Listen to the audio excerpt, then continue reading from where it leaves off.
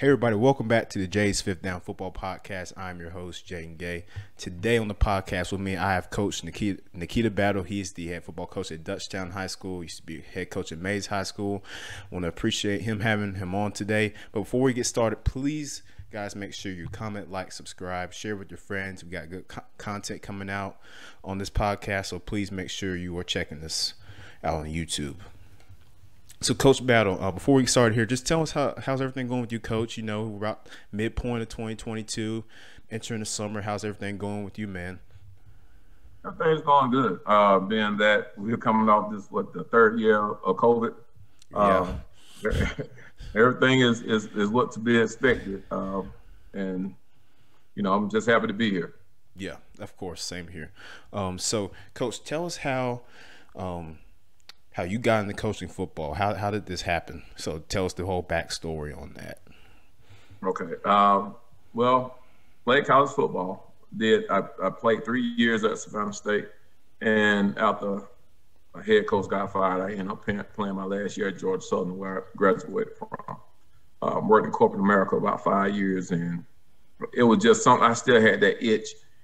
And I got into it 20 years ago, and here I am. Yes, sir.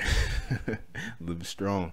So, Coach, talk about the spark that made you switch from, because like I said, you were at Mays High School. So talk about your time there and then how you switched over to Dutchtown and what kind of initiated that whole process for a minute. Well, here's the thing. I was planning on retiring from Mays, to be honest with you. But the opportunity presented itself, and it was one of those opportunities I couldn't really walk away from. I live in Henry County, have been living in Henry County for the last, 8-9 years. And when I first started coaching, when I left corporate America, I crossed over into education as a paraprofessional. But I did about 3 years as a paraprofessional before I went on into just coaching, the teaching aspect. So, but my first teaching job was at Dutchtown High School. Oh, okay. So it's almost like it's full circle. So when I started coaching at Dutchtown High School, that was 2006. So you're talking 16 years ago. The program had just played their first regular season schedule. Before then, it was just playing games because it was a new program. Right. So and it just I ended up being the on the staff with the last year, Mike Creasman, which was the inaugural head football coach at Dutchtown. So you just kind of look at it, in retrospect, as I started there as an assistant coach, JV coach, and varsity coach, and now I'm back as the head football coach. Where I first started officially teaching. So, everything just came full circle. Yeah, like you said, and while you're at Mays, you guys compiled a 44-25 record on your 6 seasons as head coach. So really, Coach, is speaking to what brought you that success, because you guys made the state playoffs a couple of times there. So what kind of led to that success there and the continued winning for you guys at Mays? So when I first started at Mays was what reminds me of what Dutchtown is now. We have a boatload of athletes that's inside the building, and it was more residential kids instead of transit kids when I first started at Mays 10 years ago. So from the middle school coming to the high school, we had a staff of about 12 coaches, and also with the kids, I think my highest roster was up to like 127 kids. And so it was great because, we didn't have to really rely on anything except the middle school kids coming up, and they were very successful on the middle school level. Right. Those kids continued playing together. So, we had we was graduating like classes of 30 each year. And that was the success of the program. Now, what ended up happening, this is my third principal that I'm under since I've been there the 10-year period. Dr. Smith was the first principal, and then he was kind of like, say, the Jerry Jones of high school sports. And then the next guy that came in, he was very involved in school activities. But what ended up happening is the demographics kind of shifted, and we started getting more transient kids than residential kids. A lot of the kids that was residential had graduated, so the area that people were coming from housing developments was kind of, few and far between. Right. Yeah. And we had a lot of kids that was coming from, different apartments. And so, with the, you're looking at the regentrification of the areas, a lot of the people was moving out of the city of Atlanta down to South Fulton in those areas. So a lot of the athletes that we was typically having, now they're, down at Creekside or Langston Hughes, which is understandable. People just have to live the way they have to. Correct. So we lost a lot of people from the city with those move-in vouchers to South Fulton and other places in the metro area. And then my last year that we won the region, it was 2019-2020 season. That was the year right before COVID. Right. Yeah. That year I had 38 seniors. And we came back to coaching the next year, up on the COVID restrictions. I had my kids 4 days before our first game, because when Georgia High School allowed us to practice again, we had a COVID case, so we had to shut down for 14 days. So we suffered from that. I ended up playing a lot of freshman kids and a lot of sophomore kids because we had to totally rebuild. Now you got to think about it. If you lost 38 seniors with no spring ball, no winter workouts, no 7-on-7, it was kind of like we had to restart. Yeah. So the last 2 years was kind of like the rebuilding process, but the kids now came to a level of maturity. They have played varsity ball from freshman, sophomore, now they're juniors and seniors, and those kids have developed quite well. So the program still should be able to continue to roll. But it was just, I did all the lead work. I did my due diligence. We actually, as assistant head coach, I had an opportunity to coach in the state championship game. Mays, before I became the head coach, had won region title out of, I think, when school started playing football in 1982. 1982 to 2015, we only won one region title, and that was in 2005, I believe, 2004. And then, then I became the head coach, and four out of the first 4 years in a new region in 6A, we was 30-2. That was our record, and we won 3 region titles. So I like to say that the program is a lot better now than what it was when I took over. Yeah, and you mentioned the in-house, right? The in-house, a lot now we're high schools in it kind of following in a way the college way, the transfer portal, right? You see how big of an impact that's having on high school too. We'll get to that in a second, but moreover, just you see less and less of schools kind of growing in-house, right? You've seen a lot of transfers coming through here and there. Kind of like how you mentioned how it used to be. You more at that point in time, you were building the program within, building it up. And that's personally the way I think it should be. Just getting the kids in the weight room. Just building them up, getting them stronger, working out. Practicing, just building that repertoire. Building the fundamentals up, and then if you're getting your program to the point where it needs to be. So I do recommend. I made you for that, coach. That's the way I think high school football should be ran. So, you know what I'm saying. So, but now, of course, we're trending away from that. It's on, as well as everything else.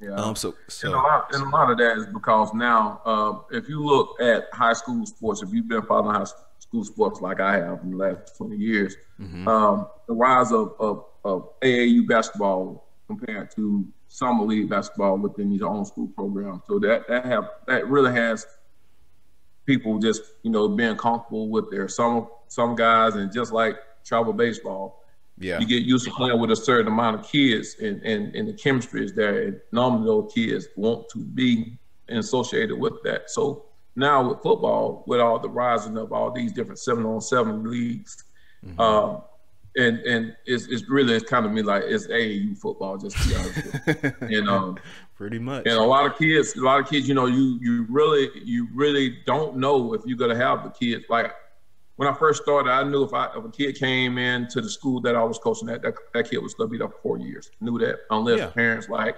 move, you know, and those cases are kind of slim to none. Right. Because most time the parents make the decision for the kids. You know, the kids enjoy the school, they don't want to move, they don't want to uproot the school. I mean, uproot kids from the school. But now, kids like playing with their friends. So yeah. My buddies play in North Gwinnett, not at North Gwinnett. I'm just, you know, just saying it figuratively. If they playing North Gwinnett, you might be a South Middle Georgia kid. You got to move to North Gwinnett just because, you know, the camaraderie that you have developed with the kids over the summer. And that has kind of like taken away the essence of you know, you coaching kids, and you made the reference of the transfer portal. So, you know, that I guess just the new wave and how things are, you know, state of Florida, you know, you can play football at one school and go transfer, play basketball at the next school and play track. You know, it's an open range to transfer. State of Georgia, we just don't have that, but I think it's slowly becoming like that indirect. Yeah, definitely. So, Coach, as far as what do you want the culture to be as you're taking over here at Dutchtown High School? You know, obviously you mentioned, you know, Coach Fed, he was the head coach before you, laid a great program out here at Dutchtown. They've been successful. So what do you think is key to continuing that success that the school has been having, and to, you know, bring a championship to Henry County? Well, the most important thing, you have excellent support from the administration staff. You know, Ms. Shaw, Dr. Shaw does a great job with the school involvement in all aspects, where you're talking fine arts, athletics, or academics, you know, and correct. Neither order, you know, first and last, but, you know, the kids are excited by being at Dutchtown. So the brand itself is actually running itself. And my thing is, I'm not trying to reinvent the wheel. You got good kids. They Coach Fed is a very close friend of mine, and been knowing Coach Fed for a number of years, and I know that he ran the program the right way. So only thing I have to do is just come in and just give my spin. I don't have to do a lot of changing because the discipline and the hard work and effort is already there. Only thing I have to do is just implement a couple of changes, and we're gonna continue to build. Yeah, absolutely. You know, and Coach, like you said, it's and going back to, again, you know, the fundamentals, you know, obviously though you mentioned the administration, which what people don't realize is huge, you know, in these sports, in high school sports, because if your administration is bought in to the program and what you're trying to do, you know, just making sure the kids are good, you know, are prepared, you know, school wise, and, you know, just, you know, having good, you know, skills in the weight room and, you know, equipment, things like that, then you're good. You know, if your administration is bought in, your staff is supportive of you and the program, then you know, most of the time you're in a good direction, you know, and the parents as well. You know, obviously, you know, having their kids, bringing their kids there, you know, for summer workouts and, you know, practice, of course, you know, you want to have your parents supporting their children as well, you know, being bought into what you're trying to accomplish there at the school. So I love how you mentioned that. Now you mentioned you want to just implement some different things that, you know, if your own spin of things here at Dutchtown. What do those things be as far as your philosophy, offensively, defensively, special teams wise? What are the key things that you want to bring in to the program to continue that success? Just doing everything with a sense of urgency. You know, my part of my practices out there, college practice plan. You know, I practice on time and period. So my regular practice will last about 26, 27 periods, and they 5-minute periods apiece. So everything is moving on the whistle. So kids that have a sense of urgency. Offensive wise, you know, I'm a spread RPO guy. And my offense coordinator, you know, I end up keeping about 70% of the coaches that were already previously on staff, and which is a good thing. Oh yeah. Yeah.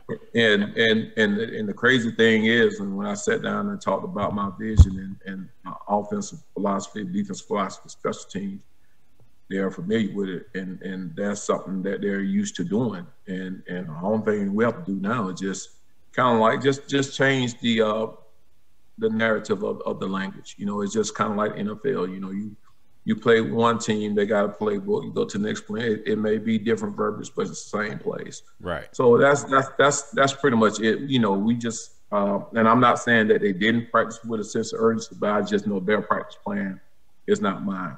The reason why I know what my plan does, because I've done it for years, you know, exactly. and I know the results that it yields, you know. And that's the first thing when I brought the staff in, we talked about was scheduling and practice, and I told them how practices ran, and they was like, okay, coach, hey, that sounds great, we're gonna get it done. So that's pretty much it. You know, like I said, the discipline aspect, the kids' hard work ethics, and their determination and just being committed, the commitment is already there. So I don't have to go in and just tear down the walls and say, hey, I'm the new sheriff in town, this is how everything's going to go. I told the kids that when I first met the kids as a whole, I told them, I said, look, listen, I'm not trying to come in and blow smoke and just tell you this is what it's going to be and I'm trying to do this. Listen, we got to learn how to trust each other, and how we got to trust each other, we're going to work together. You're going to see me working just as hard as y'all work. So once you see the type of effort that I put in, you all gonna match it, you know, because that's my challenge. And once you do that, the trust will actually just, you know, just kind of like mend itself. And that's kind of what's been happening over the last month and a half. You know, the kids they just see, okay, coach is here every day. Coach is always visible. Coach is always coaching. So, you know, it's a lot of kids that I don't know by name. I know them by face now, but I do know a lot of kids by the name.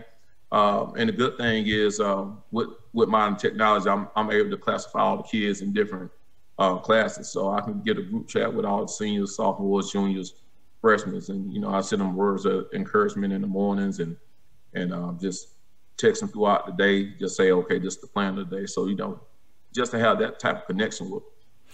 I'm not sure if they had that before, but I'm sure they didn't, because Fed, he has a Droid and I have an iPhone. So I'm able to, you know, touch a lot of those kids, you know, throughout message.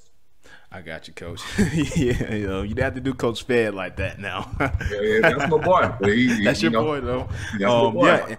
Yeah, and like you said, he has built something special over there. Dutchtown has been a great program. Like you said, you know, how you want to come in and just continue that. Just continue to prolong it, not change anything, not saying, hey, like you said, you know, and we're not going to, you know, blow this up or whatever. I'm not going to come here until we're going to do this way. You know, you continue to build off of it and sustain it. And so I like how you mentioned that, you know, and establishing that balance and connection with the kids, because, you know, one of the big things with coaching, you know, at this level is that if you don't have the kids' trust, then it's going to be very hard to have them bought into what, you know, into the program.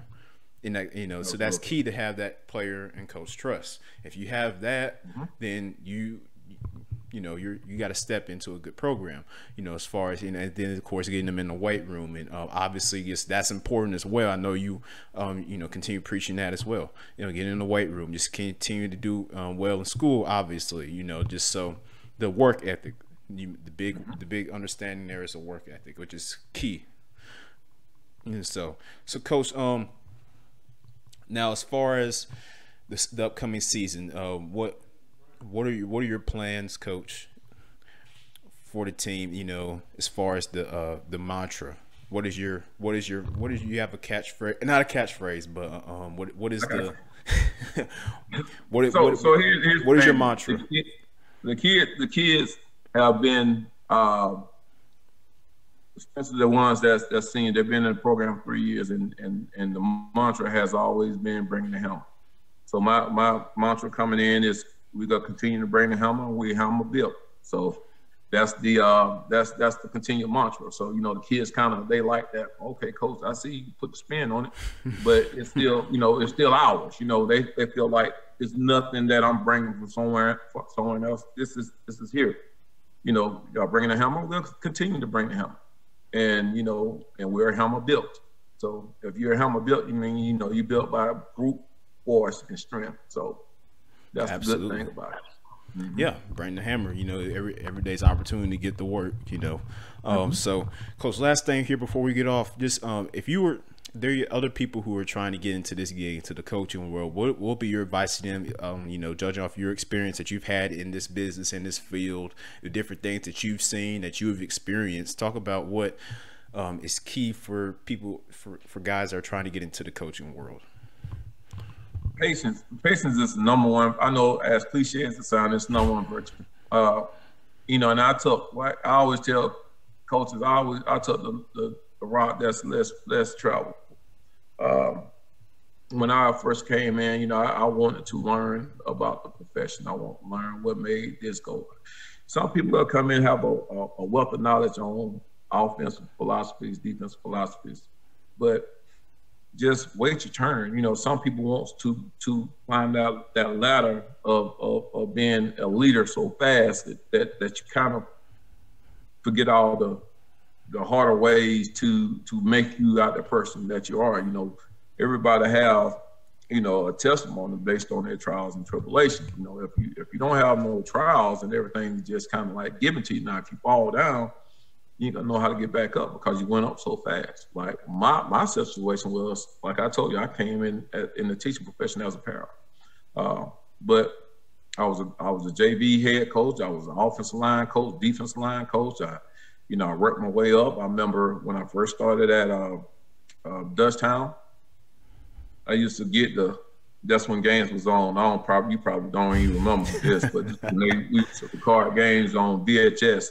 Yeah. Take no. And go meet.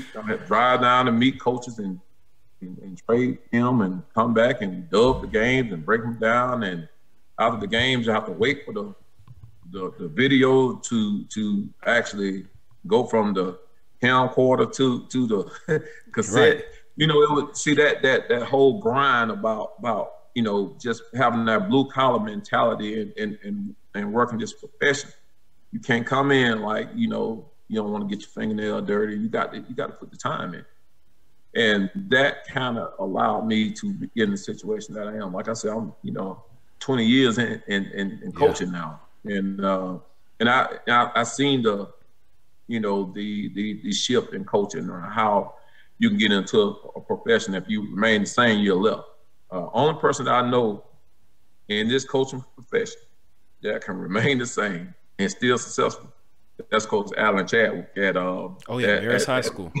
At Marist. Yeah. He's been running the same system for 35 years. Great program. But I'm sure it's, you know, and I respect Coach Chadwick. I have battled. Me and him have battled in some games. But I respect what he does, you know, because he stayed true to what he do.